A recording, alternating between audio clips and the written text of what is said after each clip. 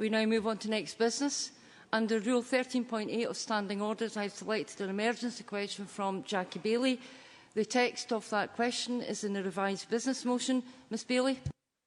Thank you, Presiding Officer. To ask the Scottish Government whether it will bring forward emergency legislation to protect tenants from eviction as a result of arrears arising from the so-called bedroom tax, and financial support to help local authorities and housing associations mitigate its impact. Cabinet Secretary Nicola Sturgeon. This morning I met with Ian Duncan-Smith and reiterated the Scottish Government view that the bedroom tax should be withdrawn.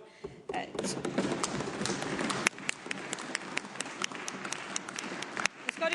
Scottish Government has written to all social landlords, making clear that tenants who genuinely cannot make up the shortfall created by the bedroom tax should be protected from eviction.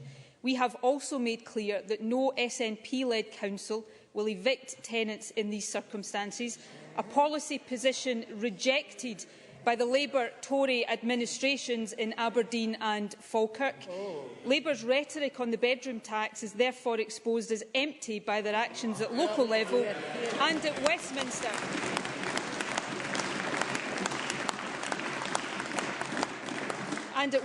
Where they have failed to give any commitment to scrap the tax.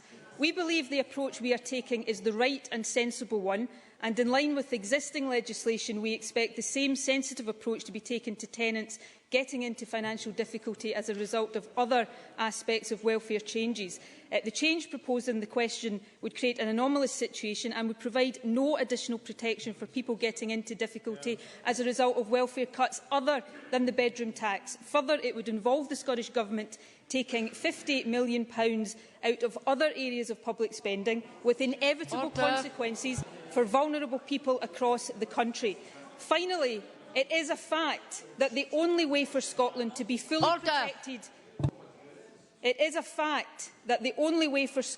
fully protected from welfare cuts imposed by Westminster is for this Parliament to be independent. And, Presiding Officer, as soon as we have the power to do so, this Government will scrap the bedroom tax. Jackie Baillie. Presiding Officer. Order. Nicola Sturgeon really needs to stop politicking. The bedroom tax will come into effect. Order. Ms Baillie. Order. Order. Ms Baillie. They clearly think it's a joke, but the bedroom tax, Presiding Officer, will come into effect on Monday. And whilst the majority of the Chamber will agree that the bedroom tax is an abhorrent policy, it is not sufficient for the Scottish Government to simply shift the responsibility to individual councils. The Scottish Government has the power to do something about it now. Does the Cabinet Secretary agree that it is essential to have a common legislative approach across Scotland, rather than a postcode lottery, that protects all tenants, whether they are councils or housing associations, backed by resources to mitigate the impact? Our repeated calls for action, Presiding Officer, have been echoed by COSLA, many housing organisations and organisations like Children First. I know the Housing Minister has already said no. John Swinney has already said no to amending the Local Government Finance Order. Will the Cabinet Secretary today act in the interest of all of Scotland's tenants? Will she forego her holiday and return to this chamber during recess to pass emergency legislation? Because in so doing, she will then protect the 100,000 vulnerable Scots who are affected by the bedroom tax and who need our help now. Cabinet Secretary. Order. Order.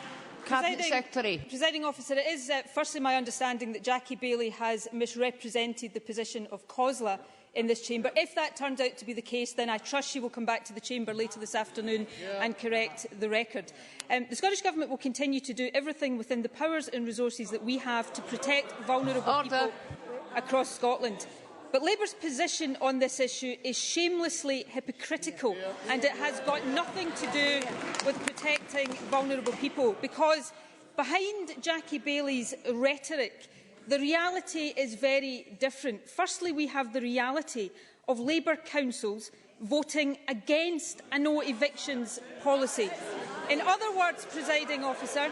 Order! In other words, Labour want the Scottish Government to legislate because they cannot persuade their councils to do the right thing voluntarily.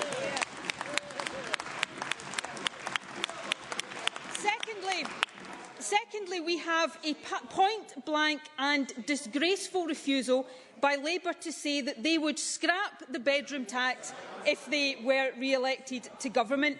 And thirdly, Presiding Officer, we have the grotesque situation of Labour saying that they oppose welfare cuts while being joined at the hip with the Tories in a campaign to keep the powers over welfare in the hands of the Tories instead of arguing for this Parliament to have the power to decide. Instead of grandstanding, and may I say it, rather belated grandstanding, Jackie Baillie and Labour should be getting behind the efforts of the Scottish Government to protect the vulnerable, and they should be joining us in a united front against the Tories instead of touring around the country telling us we are better together with the Tories. That's the reality. Linda Fabiani.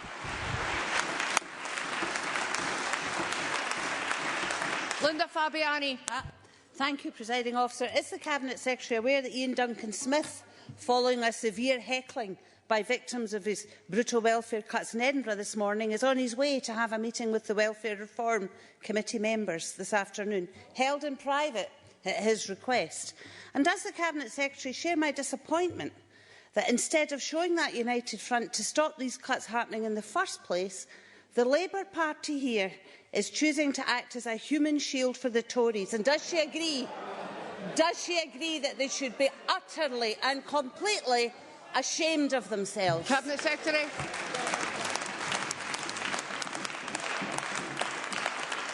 Presiding Officer, I firstly agree that it is disgraceful that Ian Duncan-Smith, the architect of the bedroom tax and other welfare cuts, will not meet with the Welfare Reform Committee in public session where he can publicly defend the policies he is imposing on Scotland. But secondly, I do think Linda Fabiani raises a very important point. This question today is a fig leaf for Labour because they want to divert the attention of the Scottish people from the real issue.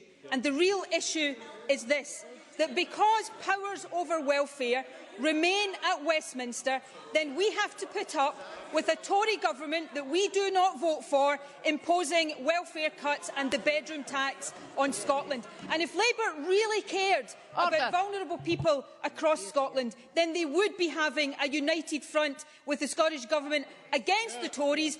They wouldn't be in a campaign with the Tories to keep welfare powers at Westminster. Alex Johnson. Can I ask the Presiding Officer whether it would be possible to get an answer from those who have brought this question forward, whether a policy announcement which was originally made in June 2010, nearly 3 years later, becomes an emergency only on the day when Ian Duncan-Smith is visiting Edinburgh? And given that the committee are about to meet with Ian Duncan-Smith, what will the Government, and Jackie Baillie for that matter, do to help those in overcrowded accommodation waiting for radical action to solve their housing needs to deliver effective use of Scotland's existing housing stock? Cabinet Secretary. Well, firstly, I don't think we'll take any lectures from a Tory who is part of the party imposing these cuts and changes on Scotland. But, you know, it is the case, and anybody watching this will know that this is a diversionary tactic. It's a diversion from the reality of a Tory government that we don't support imposing policies on Scotland. Order. But it's also a diversion from the fact that Jackie Baillie clearly cannot persuade Labour councils to do what SNP councils have done and say that they will have a no eviction policy like the one that we announced at the weekend. So Labour would be far better getting their own house in order before coming to this chamber to lecture the Scottish Government. And interestingly, in another sign of the panicked move that we're seeing from Jackie Baillie this afternoon. I should point out to the Chamber that, again, as far as I am aware, the petition calling for the legislation that this question talks about was lodged with the Parliament on the 16th of March. Some Labour MSPs have signed that petition. Some Labour MSPs have not signed that petition, including Jackie Baillie and Joanne Lamont.